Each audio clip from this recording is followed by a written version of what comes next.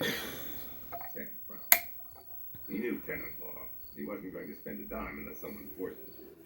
He's got enough money, let alone time, to take a guy to court over a door. That was the one thing he and Marie didn't have enough of. Time. Rodriguez leaned forward.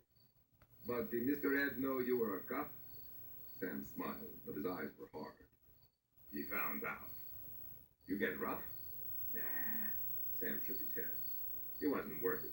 But I did call the local precinct and have his car towed every day for a week. I heard they scratched it some. Rodriguez laughed. By accident, of course. Guess he fixed the doors. Yeah, he got around to it, replied Sam. The smile faded. That was a good week, and this if everything happened like he dreamed. At least he felt like he was doing something. That had been the hardest part, being useless, unable to change or control a damn thing. Made me real popular with the old ladies around here. I'll bet. Rodriguez smiled. Hi, everybody. You were always popular with the ladies, Sam. You could always get them talking anyway. Hello, little Orbies. Sam grinned. That's my nickname for y'all, Orbies. He looked at a wall clock before he added. Anything else you want to know? Rodriguez drained his beer but didn't get up to leave. Sam sighed inwardly. The cop bent. Like he was bleeding. Rodriguez spread his arms across the back of the couch. So I guess he won't be missed, huh? Sam fetched 2 more beers, handed one across the coffee table. You're relentless. Hi. You know that? You piss off anyone else? Asked Rodriguez. More recently? Sam shrugged. Couldn't tell you, but I doubt he was on anyone's Christmas card list. Can you touch my hand? I heard there were at least 3 lawsuits against Not gonna hurt you. Can you touch it, like tap it or I something? don't know, really. Marie had asked around. Small claims court, I think. Refusing to return deposits to people moving out, that sort of thing. Chicken shit stuff. Well, you're not Aw, sure. thank you. Sam shook his head. Nope. You talk to your neighbors much? Sam hesitated. What, you mean about Ed? I'm glad you're here. Rodriguez shook his head. No, I mean Evan. How well do you know your neighbors? The other folks. Can you tap my hand again? What do you think, Danny? Not at all, huh? It was what you'd expect from a cop. Sam kept odd hours, leaving for work in the middle of the night, coming home and sleeping while everyone else went to work. Homicide wasn't a 9-to-5 job, and it wasn't conducive to casual banter in the elevator. Sam didn't take it personally. Nobody feels comfortable around cops, even the innocent. Especially when the cop in question reeks of death. Most people just nodded at the man in the rumpled suit, smelling formaldehyde. Maybe they'll talk to you now, said Rodriguez. You being retired and all. You guys didn't make a That's an round. audiobook. Sam already knew the Yeah, answer. I'm listening to. It's called Jump. Of course we did, replied Rodriguez a little defensively. Everybody was home. Everyone heard the scream, but nobody saw anything. Typical. That was your story too, right? Sam nodded. Heard the scream and yelling in the courtyard. 2 minutes later, I saw the flashing lights through the window bouncing off my ceiling. Took the elevator downstairs just as the meat truck arrived. Pretty gruesome, huh? Sam shrugged. We've seen worse. But not that dramatic, said Rodriguez. That's spectacular. Do you think the penguin happened on purpose? Sam looked at his friend, feeling the pressure build, wondering when he was going to get to the point. Damn, Glad to see you. waited for the penguin, and Thank you decided for to being jump. nice. What? No. Appreciate it. Prompted Sam. But I might try for it, you know, if I was throwing the pendejo off the fire escape. So that's your theory? Rodriguez shrugged. Just an idea, not a theory yet. So check it out. Sam thought. Here we go. How long you been retired, Sam? Sam looked at his watch. Not counting the weekend? Maybe 24 hours? Rodriguez nodded. Right. So last time you were on the job, what was the mayor doing? Busting our balls. Sam replied without hesitation. It was all over the paper. The new mayor of San Francisco was a press man. Young, good-looking, and opinionated. His latest crusade for the paper was fixing the dismal rate of homicide closure. Thank you for being nice.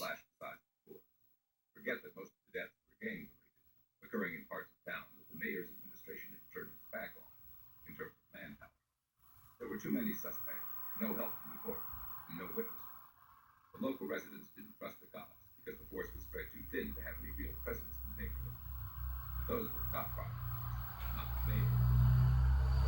The press took the bait like sharks to chum, and now the police were second guessed on every investigation, no matter what they did. They were under a microscope until the case was closed. It was a catch-22. No more funding until the closure rate improved. But without more funding, they couldn't get the manpower to work the cases they already had. See, Cabron. Rodriguez nodded sagely. Nothing has changed since you retired. Our balls are getting busted by that pretty boy asshole. So a new case just needs more pressure. And I must tell you, my friend, my balls can't take much more pressure. Are you children? Sam shifted in his chair as the pressure got passed across the room. Are all of you children? His friend was asking him for help. His conscience was telling him to say yes. He drained the last of his beer. You think the guy got some help? Said not little. Maybe a little slip. Rodriguez spread his hand. I'm just saying it's a possibility. He smiled sheepishly. I say more than that, then I gotta write it up as a potential homicide. Start an investigation. But if you leave it alone... You guys got a lot of energy tonight. Really only 6 minutes already. Not for me, at least. Just another jumper with second thoughts. And bad aim. Maybe, but I got my doubts. The body tell you anything? It was too soon for the autopsy results, but the crew at a crime scene usually had some theories before they bagged the body. No, and it probably won't, replied Rodriguez. You saw it, remember? Sam nodded. The Penguin hadn't left much evidence. As thorough as the guys in the meat truck had been, he suspected there were still bits and pieces of head hanging off the trees and bushes in the courtyard. He eyed his empty bottle before looking Rodriguez in the eye. So, what exactly do you want me to do? Rodriguez drank off the last of his beer and set it down on the table, leaning both elbows on his knees. Say it was murder. Can you, like, okay, it was murder. Land on my bed? Right? But you and me, we know there's no case without establishing motive, right? Right. But to do that, I gotta start asking questions. You know, all that cop stuff. Sam nodded. And if the case is open, but you can't close it, I'm fucked, said Rodriguez. Even if I can't close it as a homicide because we discover the asshole jumped, I'm still fucked. Sam smiled with the perversity of the situation. The mayor and the press will say you're just trying to cover up your incompetence by changing your story, claiming it was a suicide. Exactamente. So what do you want me to do? Sam repeated half-heartedly. I'm retired. The guy fell from this floor, said Rodriguez. And there's 6 apartments on this floor. Where y'all going? Yeah, so that's where I'd start. Sam asked the question just to hear the words. Start what, Danny?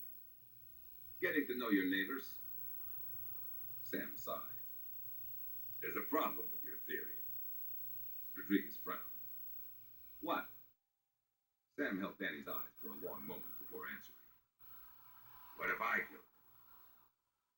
For an instant, Rodriguez didn't react, just stared at Sam with a cop eye. But then his broad face broke into his trademark grin. Then I guess it'll be a short investigation. Chapter 3.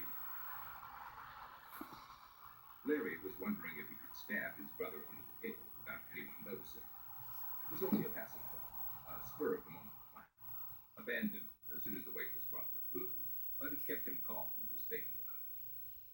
Larry's brother, Jerome, was beaming across the table, his features obscured by the steam coming off his plate. Fajitas, sighed Jerome, looking like he just won the lottery. The plate set before him was iron, heated close to its melted tip, for a cornucopia of shrimp. Well, I'm going to turn this off now so I can get some rest. Y'all behave yourselves. Have fun, but behave yourselves. On the right, black beans and rice. There was no room for the flour tortillas, which were stuffed in a wax paper bag and dropped unceremoniously onto their basket of chips. What did you say? Asked Larry testily. Jerome spread his hands like Moses, inviting his brother to gaze in wonder upon the awesome power of the mix and match combo. Fajitas, he cried. Fajitas! A couple sitting at the table to their left glanced over. Larry scowled at the woman before turning to look